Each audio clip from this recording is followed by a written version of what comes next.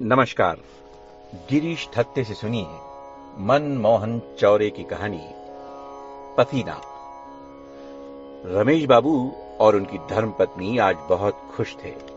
हो भी क्यों ना, बेटे की शादी बिना किसी बाधा के संपन्न जो हो गई थी। घर में बहू आ गई। बहुत दिनों से इस खुशी की प्रतीक्षा कर रहे थे। आज बेटा ससुराल से बहू को लेकर आ रहा है। रमेश बाबू का मकान उतना ही बड़ा था जितना सामान्यतः एक मध्यम वर्गीय ईमानदार आदमी का होता है।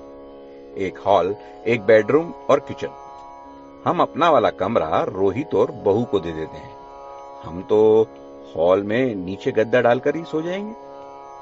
रमेश बाबू ने प्रस्ताव रखा। पत्नी ने भी खुशी खुशी हामी भर दी। रमेश बाबू बाजार से महंगा कूलर खरीद लाए और उसे खिड़की के बाहर की तरफ रखवा दिया ताकि कमरा अधिक ठंडा हो सके। किताबें पढ़ने के शौकीन रमेश बाबू ने अपने कमरे में ढेरों किताबें जमा कर रखी थी और बड़े करीने से सजा के रखी थी। सारी किताबें उठाकर स्टोर रूम में रख दी और भी जो उनकी जरूरत का सामान था या गैर जरूरी सामान था अन्यत्र स्थानांतरित कर कमरे को साफ सुथरा कर दिया ताकि बेटे बहू को कोई परेशानी न हो।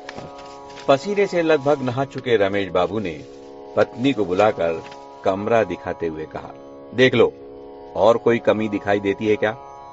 उन दोनों के वापस आने से पहले सब व्यवस्थित हो जाना चाहिए। पत्नी बोली, अब बस भी करिए, थक गए होंगे, बैठकर थोड़ा आराम कर ले।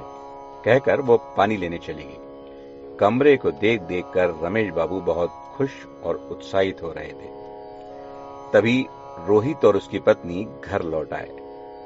मां ने देरी का कारण पूछा तो रोहित बोला, मां, हमने एक किराए का फ्लैट पसंद कर लिया है और आज ही हम वहां रहने चले जाएंगे। मां कुछ सोच पाती और रमेश बाबू का पसीना सूख पाता उसके पहले ही घर घर आता हुआ ट्रक घर के सामने आकर खड़ा हो गया।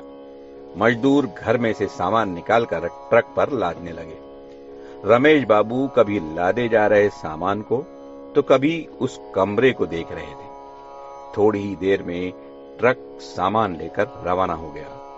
मां, पिताजी, हम भी चलते हैं, सामान वहां पहुंच गया होगा, कहकर बेटा और बहू दोनों गाड़ी में बैठकर निकल गए। रमेश बाबू उदास बैठे सोच में डूबे थे और उनकी पत्नी पंखा झलकर उनका पसीना सुखाने का प्रयास कर रही थी। धन्यवाद।